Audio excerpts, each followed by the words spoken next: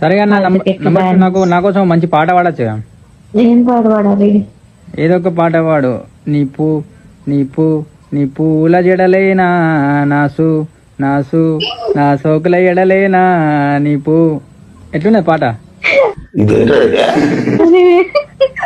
అదే నువ్వు అదే అనుకున్నావా? Double meaning అనుకున్నావుగా?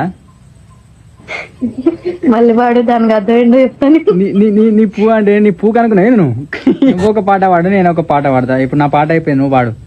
ఇష్టమైన సకుడా ఒక్కసారి చూడరా పిల్లరా, చెత్తనైన